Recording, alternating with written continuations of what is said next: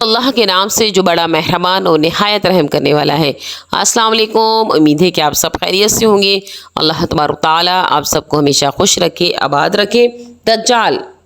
دجال کیا ہے، کب آئے گا، کیسے نکلے گا، کن وجوہات میں نکلے گا، کہاں سے آئے گا، کس کی اولاد ہوگا، کس کی طرح دکھتا ہوگا، آپ صلی اللہ علیہ وآلہ وسلم اس کے بارے میں ایک دردناک بیان فرماتے ہیں کہ صحیح مسلم میں ہے، حدیث ہے کہ ایک دن آپ صلی اللہ علیہ وآلہ وسلم صبح کے وقت دجال کا ذکر فرمایا اور اس کو اس طرح بلند و پرست کیا کہ ہم سمجھے کہیں وہ مدینے کی نگلستان میں موجود نہ ہو۔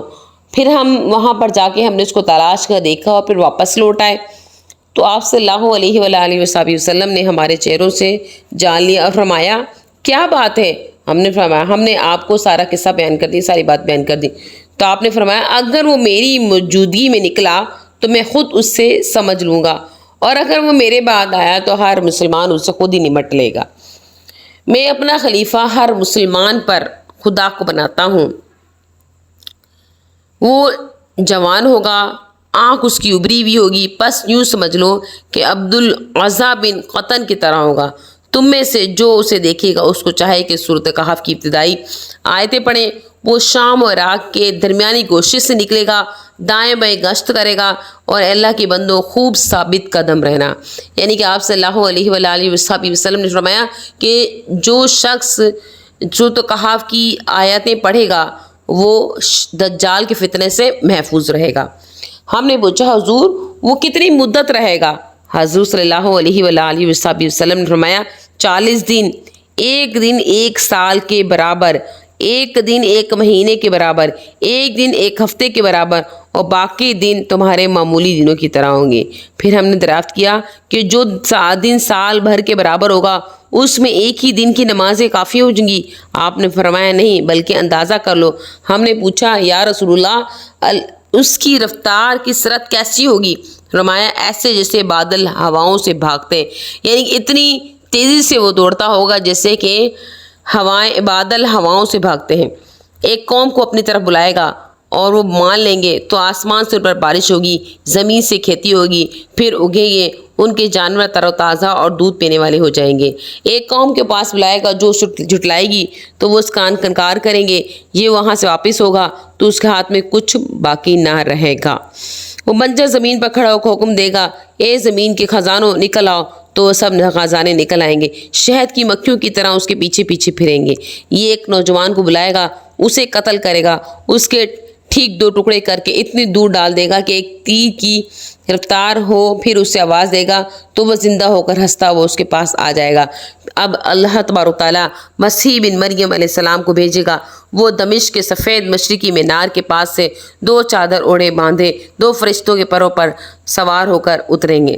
جب سر جھکائیں گے تو قطرے ٹپکیں گے، جب اٹھائیں گے تو موتیوں کے قطرے لڑک رہے ہوں گے۔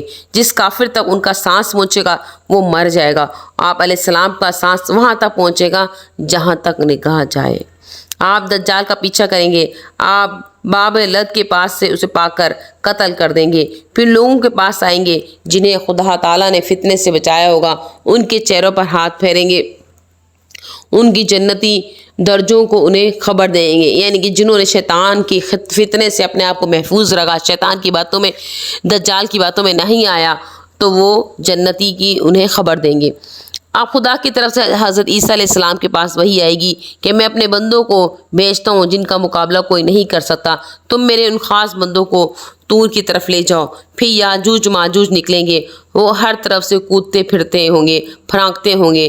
بحیرہ تبریہ پر ان کا پہلا گروہ آئے گا، اس کا سارا پانی وہ پی جائیں گے۔ جب اس کے بعد دوسرا گروہ آئے گا تو ایسا سوکھا پڑا ہوگا کہ وہ کہیں گے شاید یہاں کبھی پانی نہیں تھا۔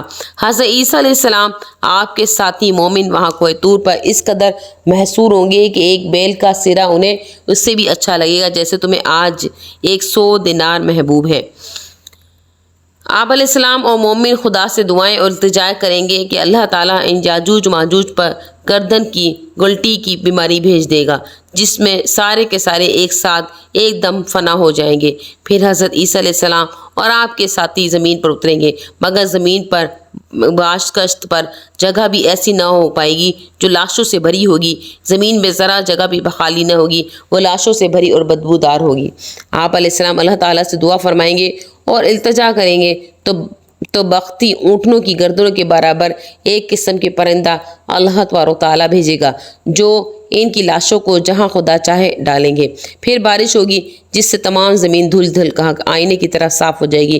پھر زمین کو حکم ہوگا اپنے خزانے نکال، اپنے برکتوں پر لوٹا۔ اس دن ایک انار ایک جماعت تو کافی ہوگا، وہ سب کے سب اس چھلکے تلے آرام کر سکیں گے، اور ایک اونٹنی کا دودھ ایک پورے قبیلے سے نہیں پیا جائے گا۔ پھر پروردگار عالم ایک لطیف و پاکیزہ ہوا چلائے گا جو تمام ایماندار مردوں عورتوں کے بغل تلے سے نکل جائے گی، اور ساتھ ہی ان کی روح بھی پرواز ہو جائے گی، اور بدترین لوگ باقی رہ جائیں گے جو آپس میں گدھوں کی طرح دیکھیں گے، مستی میں مشغول ہوں گے، اور ان پر قیامت قائم ہو جائے گی۔ تبارک تعالیٰ ہمیں دجال کے فتنے سے محفوظ رکھیں۔ وآخر دعوانا ان الحمدللہ رب العالمین۔